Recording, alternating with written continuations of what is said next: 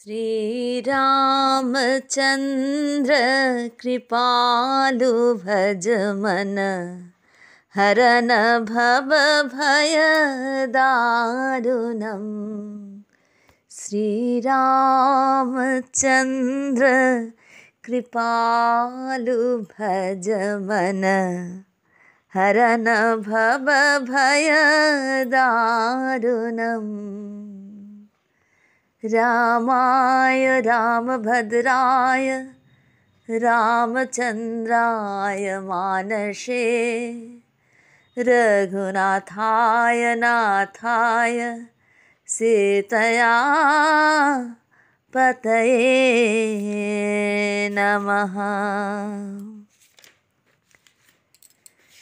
जत्र जत्र रघुनाथ कीर्तनं तत्र तत्र कृतमस्तकाञ्जलिं बाष्पवारि परिपूर्णलोचनं मारुतिं नमत राक्षसान्तकम्। जय सिया राम, जय सिया राम, जय सिया राम, जय सीताराम, जय हनुमान। সবাইকে এই লাড্ডু গোপাল চ্যানেলে অনেক অনেক স্বাগত জানাই। গুরুদেবকে প্রণাম জানিয়ে, মাতা পিতাকে প্রণাম জানিয়ে আজকের এই বিশেষ পাঠ শুরু করছি। হনুমান চালিসা থেকে আমাদের বিশেষ পাঠ হচ্ছে, পার্ট 3 অবধি আপলোড হয়েছে। যৌগিক টেকনিকে পুরো হনুমান চালিসা তুলসীদাসজি রচনা করেছেন। হনুমান চালিসা কেন, হনুমান নামটা কেন দিলেন? পবনতনয় দিতে পারতেন, অঞ্জনানন্দন দিতে পারতেন, রামদূত দিতে পারতেন। হনুমান শব্দটাই বা কেন লিখলেন? কেননা আমরা দেখছি যে বারংবার কিন্তু স্বয়ং হনুমানজি বলছেন আমি হনুমান। তিনিই এটা বলছেন। শ্রী হনুমানজি শ্রী ভরতকে বলছেন আমি পবনপুত্র এক বাঁদর, হে কৃপানিধান ভরতজি আমার নাম হনুমান। এই কারণেই কিন্তু গোস্বামী তুলসীদাসজি চালিসার আগে অন্য কোনো নাম না দিয়ে রাখলেন খালি হনুমান, এবং নাম কি দিলেন? হনুমান চালিসা। সবাইকে স্বাগত জানাই অনেক অনেক। মূল পাঠে আসার আগে শ্রী গুরুদেবকে স্মরণ করে তাকে প্রণাম জানিয়ে, মাতা পিতাকে প্রণাম জানিয়ে আজকের এই পরবর্তী অংশে যাচ্ছি পাঠে।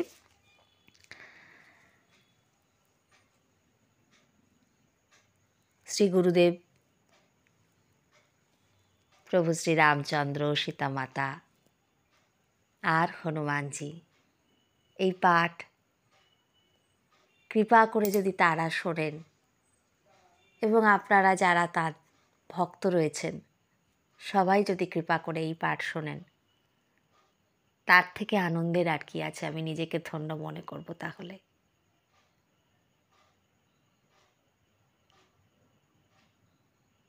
এই পাঠ যদি প্রভু শোনেন, হনুমানজি যদি কৃপা করে শোনেন, শ্রী গুরুদেব যদি শোনেন, প্রভু শ্রী রামচন্দ্র যদি শোনেন, একটু যদি কৃপা করে এই পাঠ শোনেন, এটাই আনন্দের। তিনি তো যত্র যত্র রঘুনাথ কীর্তনম তত্র তত্র কৃতমস্তকাঞ্জলিম বাষ্পবারি পরিপূর্ণলোচনম মারুতিম নমত রাক্ষসান্তকম। যেখানে যেখানে শ্রী রঘুনাথের কীর্তন, নাম, রূপ, গুণ, লীলা আদি করা হয়, সেই সেই জায়গায় করজোরে নতমস্তক হয়ে অশ্রুপূর্ণ নয়নে শ্রী হনুমানজি সদা উপস্থিত থাকেন।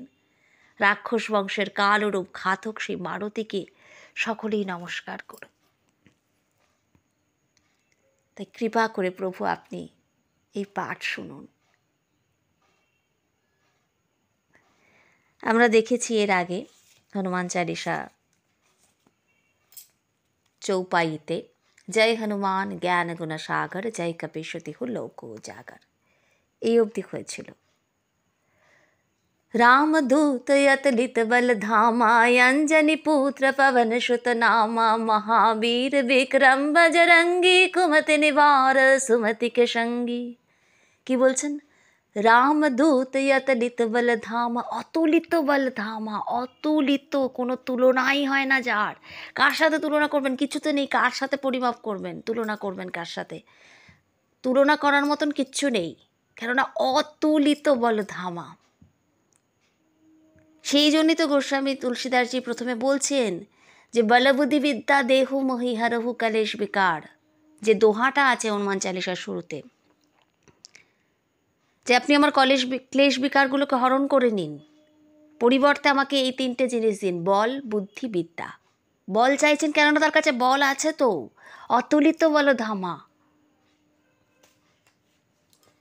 বল অনেক রকমের হয়, বল, মহাবল, অতি বল, বিশাল বল, শুধু শারীরিক বল নয়, মানসিক বল, অনেক রকমের বল হয়। তো এখানে হনুমানজিকে অতুলিত বলধামা বলা হচ্ছে। মহাবীর, যিনি অন্যের সঙ্গে যুদ্ধ করে জয়লাভ করেন তিনি তো বীর, কিন্তু যিনি নিজের সঙ্গে যুদ্ধ করেন, নিজের ভেতরে যে রাক্ষস রয়েছে, যে শত্রুরা রয়েছে, যে তাদের সঙ্গে যুদ্ধ করে যিনি জয়লাভ করেছেন তিনি মহাবীর। এমনটাই বলে থাকেন মহাপুরুষরা, এমনটাই বলে থাকেন। এখানে এই যে বলছে যে বারবার তাকে শ্রী রামদূত বলা হয়েছে। আমরা যদি তুলসীদাসজির শ্রী শ্রী রামচরিতমানস গ্রন্থ পড়ি, তাহলে সেখানে বারবার দেখা যাবে যে হনুমানজি যখন যে পরিস্থিতিতে যেটা করতে হবে ঠিক সেটাই করছেন। তার উপস্থিত বুদ্ধি, কখনো মশক রূপ ধারণ করছেন, কখনো ক্ষুদ্র করে ফেলছেন নিজেকে। আমরা তপভূমি নর্মদাতে দেখেছি এটা, যে যোগীদের যে সিদ্ধিগুলো থাকে, অনিমা, লঘিমা, এগুলো বর্ণনা করেছেন কিন্তু শৈলেন্দ্রনারায়ণ ঘোষাল শাস্ত্রীজি। হনুমানজি কখনো বিশাল রূপ ধারণ করছেন, কখনো আবার খুব ক্ষুদ্র রূপ ধারণ করছেন। তিনি রামদূত। তাই জন্য তো যখন হনুমানজিকে মৈনাক পর্বত বলছে যে প্রিয় ভাই আমার, মৈনাক পর্বত যখন তাকে বিশ্রাম নিতে বলছে, মৈনাক পর্বতকে বলছে কি সমুদ্র, কি বলছে সমুদ্র শ্রী হনুমানজিকে রঘুপতির দূত মনে করে মৈনাক পর্বতকে বলল, হে মৈনাক, তুমি এর ক্লান্তি হরণ করার জন্য তৎপর হও, অর্থাৎ একে কিঞ্চিত বিশ্রাম দাও। রঘুপতির দূত মনে করে।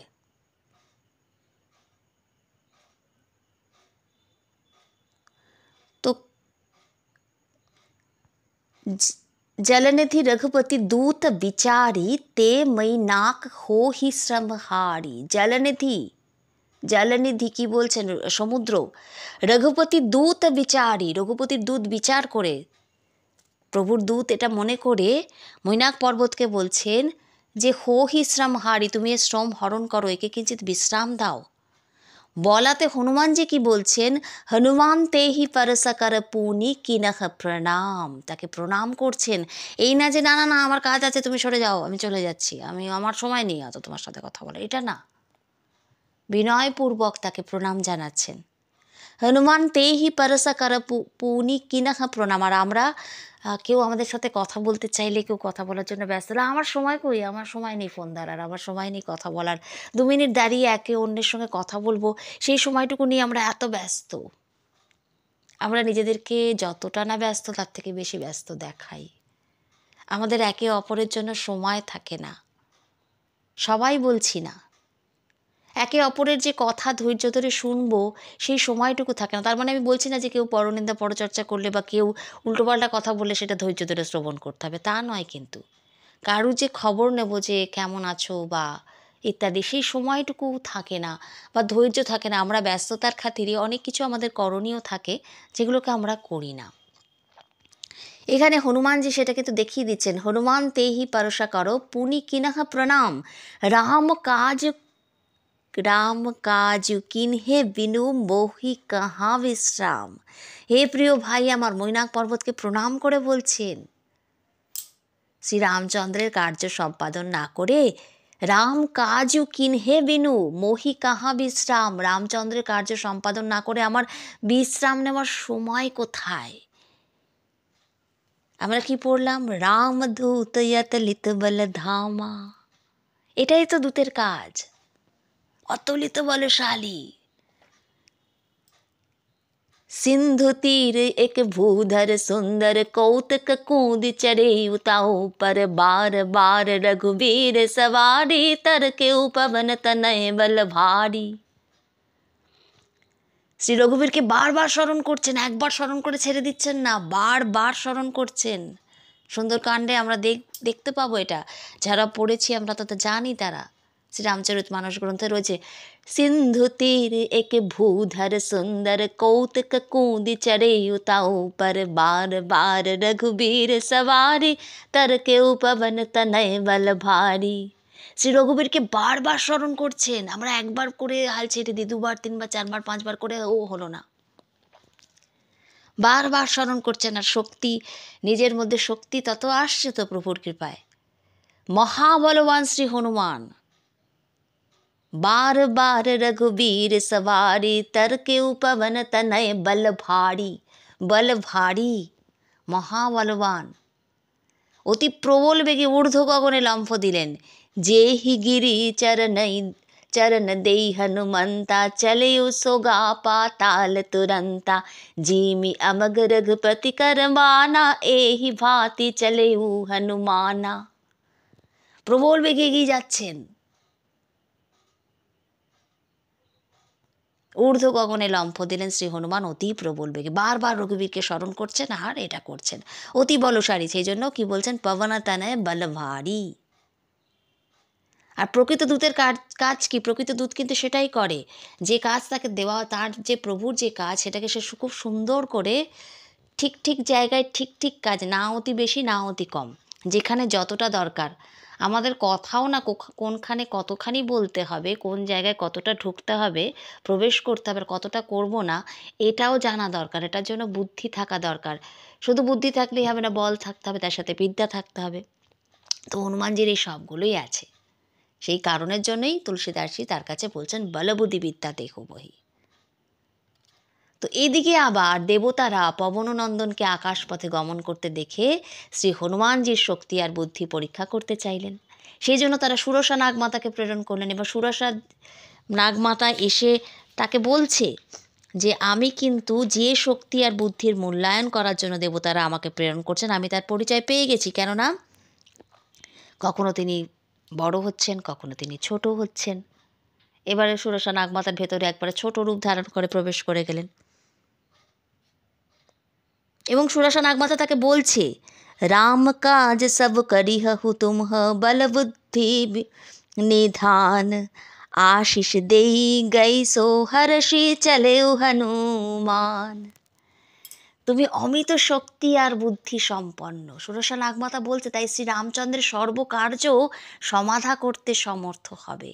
রাম কাজ সবু করিহু তুমহ বল বুদ্ধি নিধান।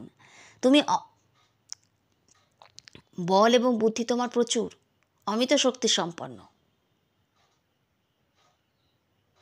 তো সেই জন্য তুমি শ্রী রামচন্দ্রের সমস্ত কার্য সমাধা করতে সমর্থ হবে। সুরসা এইরকম আশীর্বচন প্রদান করে চলে গেল। আর তার সাথে কি বলছেন, যে শক্তি আর বুদ্ধির মূল্যায়ন করার জন্য দেবতারা আমাকে প্রেরণ করেছেন, দেবতারা হনুমানজির শক্তি আর বুদ্ধির পরীক্ষা নেওয়ার জন্য এই নাগমাতাকে পাঠিয়েছেন। बदन पोइठी पुनि बाहिर आबा मागा बीदा ताहि सिरु नाबा। मोहि सुरनह जेहि लगी पठावा। मोहि सुरनह जेहि लगी पठावा। আমাকে যে কারণে পাঠিয়েছেন, বুদ্ধি বল মরমু তোর পই পাবা। তার পরিচয়, তা তোমার বুদ্ধি এবং যে শক্তি আর বুদ্ধির মূল্যায়ন করার জন্য আমাকে পাঠিয়েছেন, তার পরিচয় তো আমি আগেই পেয়ে গেছি। এবার তারপর দেখা যাচ্ছে সেই যে লঙ্কিনী রাক্ষসী যখন তিনি প্রবেশ করলেন লঙ্কা নগরে, তো সেই লঙ্কিনী রাক্ষসীও কিন্তু তার সেই বলের পরিচয় পেয়েছেন। লঙ্কিনী রাক্ষসীর দৃষ্টি এড়িয়ে তো মানে কেউ ঢুকতে পারতো না। তো সেখানে তিনি কিন্তু লঙ্কিনী রাক্ষসীও বলছেন যে, রাবণকে বরদান করে গমনকালে ভগবান ব্রহ্মা রাক্ষসকুলের বিনাশের এক লক্ষণ আমাকে বলে গেছিলেন। তিনি বলেছিলেন, তুই যখন বানরের প্রহারে কাহিল হয়ে পড়বি, তখন জানবি রাক্ষসদের সংহার কাল সমাসন্ন। আমি পুণ্যবতী, কারণ আমি আজ, আবারও বলছেন শ্রীরামচন্দ্রের দূত, ওই জন্য রামদূত অতলিত বল ধাবা, আপনাকে স্বচক্ষে দর্শন করলাম। রামদূত। বিকল হোসি তৈ কোপিকে মারে, বিকল হোসি, তুমি যখন বিকল হয়ে পড়বে কপির মারে, অর্থাৎ হনুমানজির প্রহারে, তবে জানে সু নিশিচার সংহার, তখন জানবে যে এই রাক্ষস বংশের সংহার কাল উপস্থিত। তা তো মৌরতি পুণ্য বহুতা, আমার অনেক পুণ্য, দেখে হু নয়ন রাম কর দূতা, শ্রী রামজির দূতকে আমি দর্শন করছি, এটা অনেক আমার পুণ্য। রামদূত অতুলিত বল থামা, অতুলিত বল,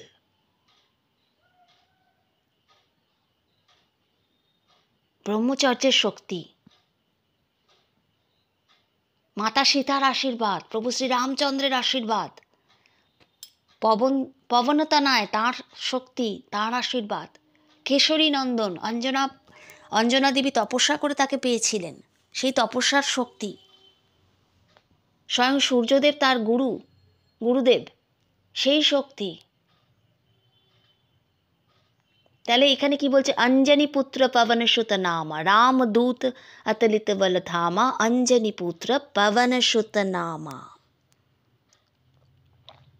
তাহলে একবার বলছেন শঙ্কর স্বয়ং, আবার এখানে রয়েছে শঙ্কর সুবন, তো এটা সুবনও বলা যায়, স্বয়ংও বলা যায়, দুটো দিক থেকে দুটো সত্যি। আবার বলছেন কেশরী নন্দন, আবার বলছেন পবনতনয়, আবার অঞ্জনী মাতার পুত্র। এত কিছু কোথা থেকে হচ্ছে? একজন কি করে এতজনের পুত্র হতে পারে? রুদ্রাবতার শ্রী হনুমানজি। তো এরকম বলা হয়, আমরা শাস্ত্র গ্রন্থগুলো দেখলে পরে আমরা দেখতে পাবো যে সেখানে রয়েছে যে ভগবান শঙ্করজি ভগবতী মাতাকে বলছেন, কৈলাস পর্বতে মায়ের সঙ্গে বিরাজমান ছিলেন, তো প্রসঙ্গবশ হয়ে ভগবান শঙ্করজি বলছেন যে প্রিয়ে, তো যতদূর আমরা শুনি বা মহাপুরুষদের কাছ থেকে প্রবচনগুলো যখন আমরা শুনি, তখনও দেখি যে ভগবান শঙ্করজি মায়ের সঙ্গে মাতা পার্বতীর সাথে যখনই কথা বলছেন, বা যেখানে যে রূপে উল্লেখ করা আছে, কোথাও দেবী বলা হচ্ছে, তো সবসময় এই প্রিয়ে সম্ভাষণটাই করছেন। কত মিষ্টত্ব, কত প্রেম।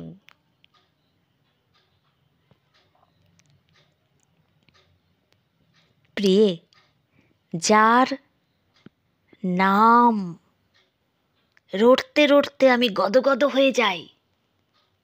আমাদের শ্রী গুরুদেব বলতেন যে ওরে পঞ্চাননের গাওয়া নাম, তোরা আর কবে জাগবি, তোরা আর কবে এদিকে তোদের মতি হবে, ওরে ওরে পঞ্চানন যে নাম,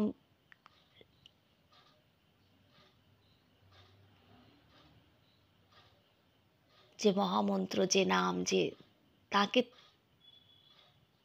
আমরা বলি যে যারা হরিনাম করেন বা যারা এই নাম,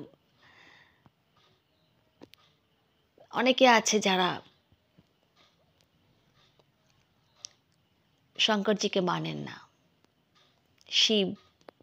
শিবের সঙ্গে কোথাও যেন তারা মানে এই দিকটার একটা বিরোধ খাড়া করেন। কিন্তু শ্রী গুরুদেব এটা বলতেন যে এরকম বলতে নেই, কোনো ভেদ তো নেই এখানে।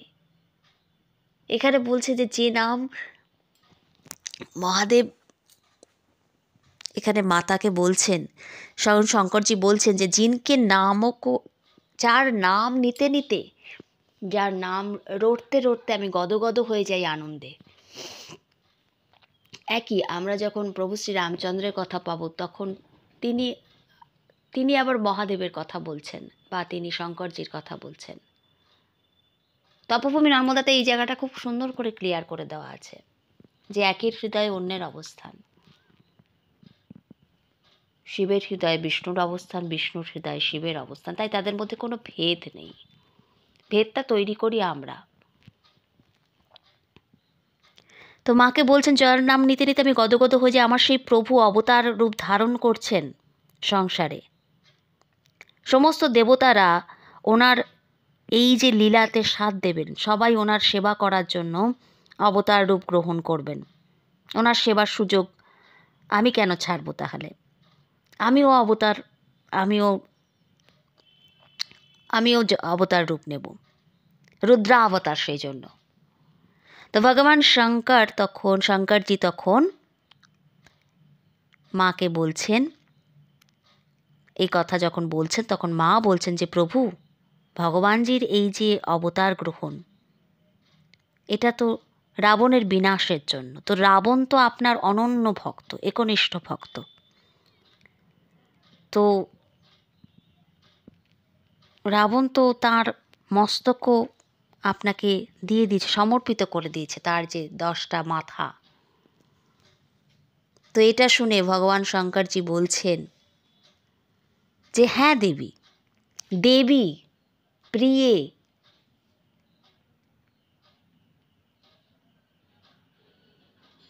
সম্ভাষণগুলো একটু আমরা এদিকটায় খেয়াল রাখব। আবার মা কি বলছেন? প্রভু।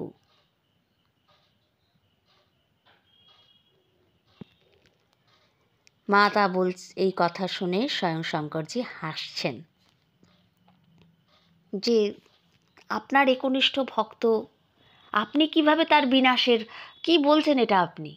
আপনি কিভাবে এটা তার বিনাশের জন্য আপনি অবতার রূপ ধারণ করছেন প্রভু? এটা কি কথা বলছেন? তো শুনে শঙ্করজি খুব হাসছেন আর বলছেন, দেবী, রাবণ আমাকে ভক্তি করে ঠিক, তার 10টা মাথা সে আমাকে সমর্পিত করেছে, কিন্তু আমি এই সংসারে 11 স্বরূপে থাকি, সে 10টা, আমার একটা স্বরূপকে সে বাদ দিয়ে গেছে। এমনটা কোথাও কোথাও এরকম ব্যাখ্যা পাওয়া যায় যে আমার একটা স্বরূপের সে কিন্তু পুজো করেনি, আর আমি ওই সূত্রেই কিন্তু তার বিনাশ করব, ওই অংশটা দিয়েই। আমার ওই অংশে সে পুজো না করে ছেড়ে দিয়েছে, তো ব্যাস ওই দিক দিয়ে, আর যে অংশগুলোর পুজো করেছে আমি কিন্তু সেই রূপে কিছু করছি না, যেটাকে বাদ দিয়ে গেছে আমি সেটা দিয়ে তার বিনাশের দিকে যাব, একটা জায়গাকে ছেড়ে দিয়েছে। তো আমি ওই অংশ দিয়ে তার বিরুদ্ধে যুদ্ধ করব। প্রভু শ্রী রামচন্দ্রের তিনি অবতার রূপ গ্রহণ অবতার হয়ে আসছেন, তো আমিও সেই কাজে থাকব। তো এখন সেই অংশ দিয়ে আমি সেই বায়ু দেবতার দ্বারা মাতা অঞ্জনার গর্ভের মধ্যে অবতার রূপ গ্রহণ করব। তো এটা শুনে ভগবতী মাতা প্রসন্ন হলেন। তো এইভাবে শ্রী হনুমানজি রূপকে রুদ্রাবতার বলা হয়, এবং তুলসীদাসজি তার দোহাবলিতে এইটার উল্লেখ করেছেন যে যেটাকে বাদ দিয়ে গেছেন রাবণ, সেটাকে নিয়ে অবতার গ্রহণ করছেন। এরপর শঙ্কর, এটা হলো রুদ্রাবতার, শ্রী হনুমান। শঙ্কর স্বয়ং, কোথাও কোথাও বলছেন শঙ্কর সুবনা। কেন? শিবপুরাণের পাওয়া যায় এরকম ঘটনা যে হনুমানজির জন্মের যে বৃত্তান্ত, একটা সময় ভগবান শ্রী শম্ভু ভগবান বিষ্ণুর মোহিনী রূপ দর্শন করেছেন, এবং তারপর তাঁদেরই ইচ্ছাতে তার বীর্য স্খলিত হয়, এবং সেই বীর্যকে সপ্তঋষিরা পত্রের মধ্যে পত্রপুটক বানিয়ে সুরক্ষিত করেছে। আপনারা হয়তো ভাববেন যে এটা সুরক্ষিত করে রাখলে এটা প্রাণ থাকে এর মধ্যে। অবশ্যই থাকে। এ কথা আমি প্রথম শুনেছিলাম শ্রী গুরুদেবের কাছে। কতক্ষণ থাকে সে সময়ও উনি বলেছিলেন। যাই হোক, এগুলো অন্য বিষয়। আসছি সরাসরি পাঠে। সপ্তঋষিরা পত্রপুটকের মধ্যে তাকে সুরক্ষিত করে নিলেন। তারপর ভগবান শঙ্করের, ভগবান শম্ভুর প্রেরণাতে সেটা অঞ্জনা মাতার কানের মাধ্যমে তার ভেতরে স্থাপন করা হলো, তার গর্ভে। তারপর সেখান থেকে যাই হোক হনুমানজি আবির্ভাব হলো। তো এই জন্য এইখান থেকে হচ্ছে শঙ্কর সুবর। আগেরটা কি পেলাম? শঙ্কর স্বয়ং রুদ্রাবতার। এটা হচ্ছে শঙ্কর সুত, শঙ্কর সুবর। আরও কোথাও পাওয়া যায় পবনতনয় বলা হচ্ছে। অঞ্জনা মাতা তো তপস্যা করেছিলেন, এবং যেখানে তিনি তপস্যা করেছিলেন সেখানে অনেক সাধু মহাত্মারা থাকতেন, মানে অনেক মহাপুরুষরা আশেপাশে, অনেক উচ্চকোটির অনেক এরকম ছিলেন, এবং তিনি ঘোরতর কঠিন তপস্যা করেছিলেন, বায়ু ভক্ষণ করেও ছিলেন, এবং বায়ু দেবতার আরাধনাও করেছিলেন, এমনটাও জানা যায়। তো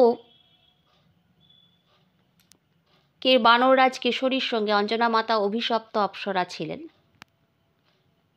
তো বানররাজ কেশরীর সঙ্গে সময়কালে তার বিবাহ হলো, এবং বানররাজ কেশরী নানা রকম বেশ ধারণ করতে পারতেন। তো একটা সময়ে একদিনের ঘটনা যে তারা এরকম বিচরণ করছেন পর্বতে, বিহার করছেন দুজনে, এবং মাতা অঞ্জনার সেই রূপ দেখে পবনদেব মোহিত হলেন এবং তার কাছে এলেন,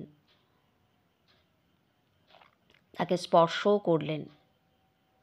তো মাতা তখন খুব রুষ্ট হয়ে গিয়ে বললেন, কে আপনি যে আমার এই পতিব্রতা ধর্মকে নষ্ট করতে চাইছেন? তখন তিনি হাত জোড় করে বললেন যে, না দেবী, আমি আপনার পতিব্রতা ধর্মকে নষ্ট করতে চাইছি না,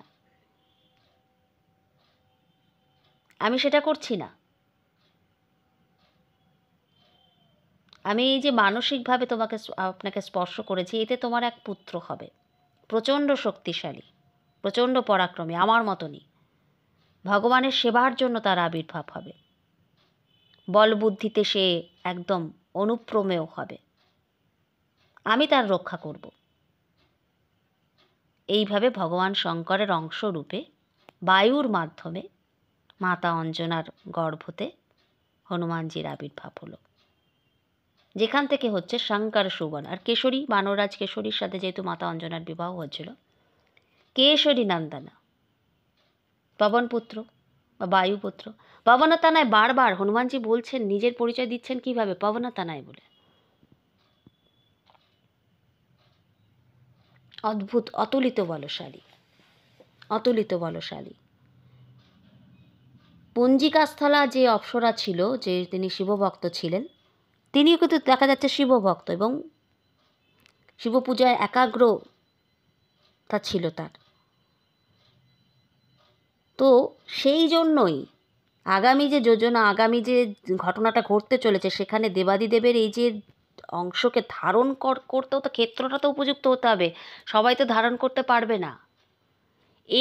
এনার ক্ষেত্র হচ্ছে উপযুক্ত সেই অংশকে ধারণ করার জন্য, এই উপযুক্ত আধার। সেই জন্য সুমেরু পর্বতের উপরস্থিত রাজ্যের পুত্রী রূপে তিনি আবির্ভূত হলেন, ওই পঞ্জিকাস্থলা বানরী রূপে শাপমুক্ত হয়ে আবির্ভূত হয়েছিলেন। ওনার নাম হলো অঞ্জনা। আর ওখানেই আরেকটা রাজ্যের মহাবলশালী বানররাজ ছিলেন কেশরী। শ্রীকেশরী ভগবান শঙ্কর, উনিও ভগবান শঙ্করের আরাধনা এবং তপের দ্বারা আশীর্বাদ পেয়েছিলেন যে ইচ্ছা অনুসারে তিনি মানবদেহ ধারণ করতে পারবেন। তারপরে মাতা অঞ্জনার সঙ্গে বানররাজ কেশরীর বিবাহ হয়েছিল। ওই জন্যই তাকে বাঁত জাতং বলা হয়, পবনপুত্র বলা হয়, কেশরী নন্দন বলা হয়। তো চৈত্র মাসের শুক্লপক্ষে তিনি জন্মগ্রহণ, তার আবির্ভাব হয়েছিল হনুমানজির। তো মহাবলশালী, এবং দূতের কার্য যা যা হয় তিনি কিন্তু সেটা ঠিকভাবে পালন করেছেন। দেখা যাচ্ছে যে যখন লঙ্কা বিজয় হয়ে যাওয়ার পর তারা যখন অযোধ্যায় আবার ফিরে এলেন, হ্যাঁ, দূত দূত কিন্তু কিছু প্রত্যাশা করে না, যা কাজ তাকে দেওয়া হচ্ছে সে সেটাকে ঠিকভাবে করছে, কোনো কিছু প্রত্যাশা করে নয়, কোনো কিছু চেয়ে নয়। তারা যখন ফিরে আসছে অযোধ্যাতে, ফিরে আসার পরে ভরতজি কি করেছেন, তিনি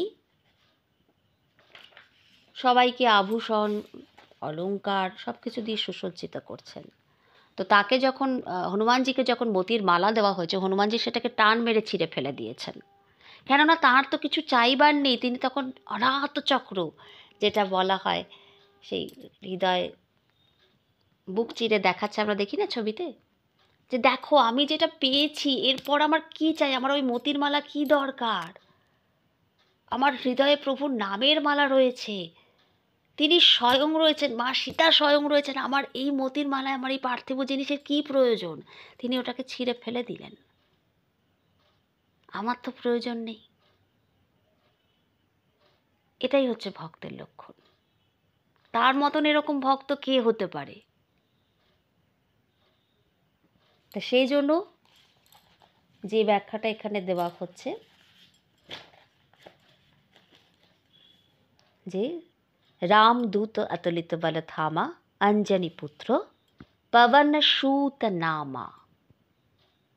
আমাদের ভেতরে যে শ্বাস চলছে, যে আমরা শ্বাস নিচ্ছি, শ্বাস ছাড়ছি, যে বায়ু আমরা গ্রহণ করছি ভেতরে,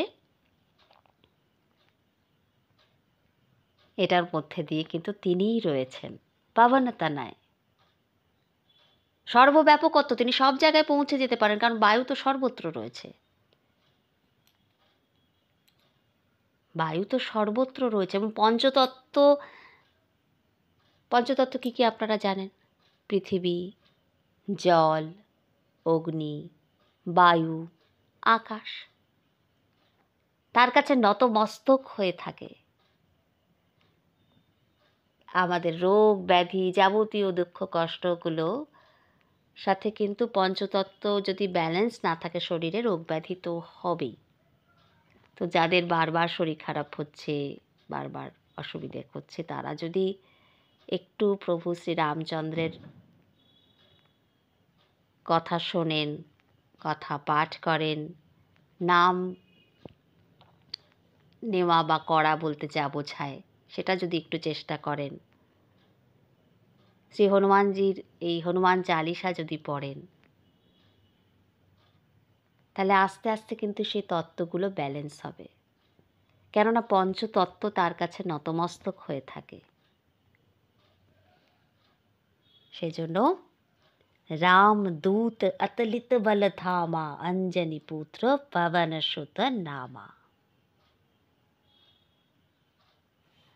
রামদূত আবারও আমরা দেখছি সুন্দরকাণ্ডতে যে বারংবার রামদূত রামদূত রামদূত কথাটা উল্লেখ আছে। তিনি যখনই কোনো কাজ করছেন বলছেন রাম কাজ, এটা আমার কাজ নয়, প্রভু শ্রী রামের কাজ। আর আমরা তো আমার আমার আমার আমার বলি, কিন্তু তিনি কিন্তু যতবারই বলছেন রাম কাজ উল্লেখ করছেন।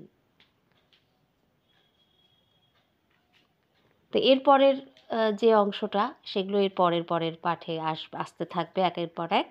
এবং ডেসক্রিপশন বক্সে আগের পার্টগুলোর লিঙ্ক, ডেসক্রিপশন বক্সে এন্ড স্ক্রিনে আই বটনের সমস্ত লিঙ্কগুলো দেওয়া থাকবে। আর সবার কাছে অনুরোধ করব, ওই যে গরুড়জির যে 7টা যে প্রশ্ন, কাকভূষুণ্ডীজি আর গরুড়জির মধ্যে যে 7টা প্রশ্নোত্তর হয়েছিল, সেই পাঠটা একটু সবাই শোনার চেষ্টা করুন। সেই রামচরিতমানসেই উল্লেখ আছে এটা। আর লাড্ডুগোপাল চ্যানেলে অনেক দিন আগে এই পাঠ আপলোড হয়েছিল। তো সবার কাছে বিনম্র নিবেদন রইল, এগুলো একটু আপনারা সময় করে শোনার চেষ্টা করুন। আর যারা আমাদের সাথে যোগাযোগ করতে চাইছেন, হোয়াটসঅ্যাপ গ্রুপের লিঙ্ক ডেসক্রিপশন বক্সে দেওয়া থাকবে, আপনারা ওই লিঙ্কে ক্লিক করে আমাদের সঙ্গে যোগাযোগ করে দিতে পারেন। আজকের পাঠকে এখানেই বিশ্রাম দিচ্ছি। জয় সিয়ারাম, জয় সিয়ারাম, জয় সিয়ারাম।